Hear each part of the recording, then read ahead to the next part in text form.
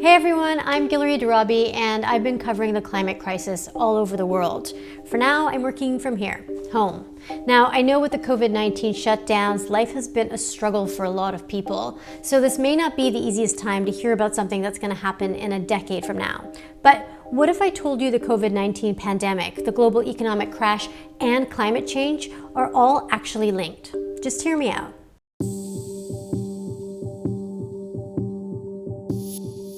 Ever since COVID-19 forced the world into lockdown, images like these have been widely shared. Notoriously polluted cities have turned into virtual ghost towns. I've been hunkered down in Los Angeles, where we just saw the cleanest air of any major city in the world. Over the past few months, all kinds of emissions have been plummeting. In China, the world's biggest source of greenhouse gases, CO2 emissions were down by at least 25%, just a few weeks into their lockdown. In Italy, there was a drastic drop in nitrogen dioxide concentrations, only days into their lockdown. And in New York, carbon monoxide levels have been reduced by almost 50% compared to last year. Depending on how long these shutdowns last, some scientists are predicting we could see the biggest drop in carbon dioxide emissions since World War II.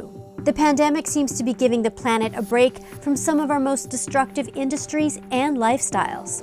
COVID-19 has taught us a lot about what we could possibly have for air quality if we decided we wanted to push for that. The air quality in New York City is probably the cleanest I've ever seen. There's a pretty big relationship between those who are living in areas with really bad air quality, where they have a lot more, respiratory problems to begin with, and that has had a bigger impact. So it is amazing how much of a difference having good air quality means on the amount you end up spending on healthcare.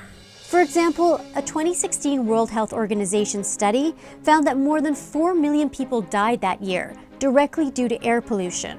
Climate change and air quality are closely tied together. We can feel the air quality improving. It's tangible from day to day. It's much harder to sense what's happening with climate change. You see, CO2, which is the biggest greenhouse gas, can take hundreds and even thousands of years to be removed from the atmosphere. But every source of air pollution in a city is a source of CO2. So if we're improving air quality, we're also reducing greenhouse gas emissions. That being said, these clear skies are only temporary. It won't last. So as soon as things ramp up again, those emissions will start to increase quite dramatically.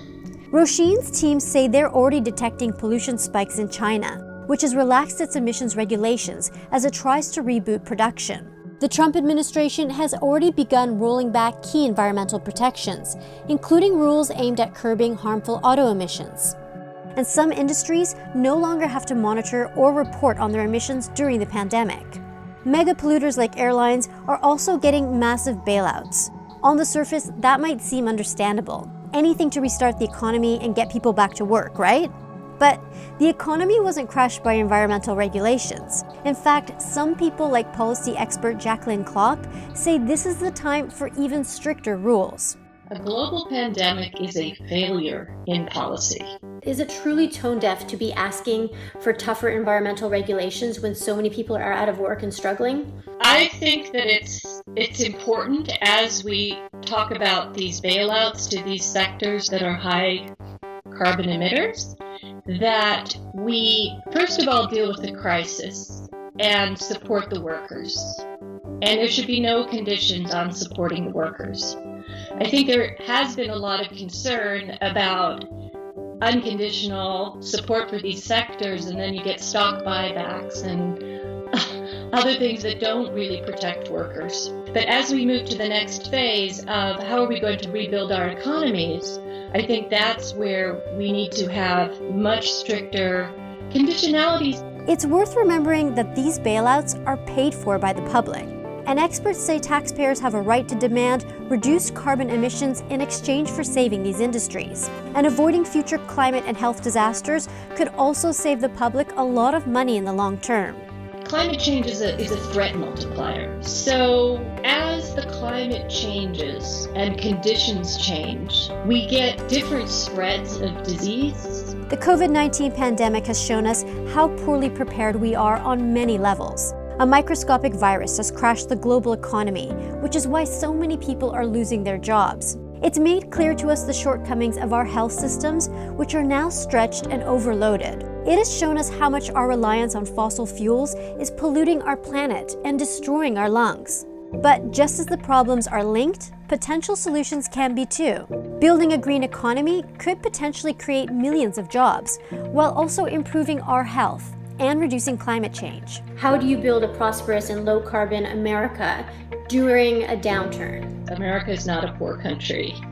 And we can decide to then put a chunk of that money into green infrastructure. So upgrading our grid, investing in transit, for example, investing in improving our buildings and training programs so that we have the labor we need to really do that. And that would put us on a competitive footing for the 21st century. Building green infrastructure on a massive scale, like what Jacqueline's talking about, could be a way to bring a lot of people back into the workforce while building a healthier, cleaner planet. But in order for it to have lasting impact, many people want to see it coupled with a social safety net. That means paid leave, health care, support for parents and the elderly, and more. COVID-19 has made it apparent that environmental policy and public health need to be seen as part of the same ecosystem. We have reduced the carbon emissions. We can do that without the same kind of impact on the economy. It shows we can do it. We're measuring the impact that we can see in the atmosphere quite clearly. So how are we going to bring that into everything else that we're doing going forward? People can act collectively and make huge sacrifices to save others. This pandemic has made that clear. But the scientific consensus is also crystal clear. We only have about a decade to reverse the impact of climate change. The global pandemic shows us how our policies are not adequate and not working to protect people. And I think the public needs to say, I want money going into places that build me and my children and my grandchildren a proper future. Thanks so much for watching, guys. I hope you're all healthy and safe. Let us know in the comments what new policies you'd like to see have come out of this pandemic.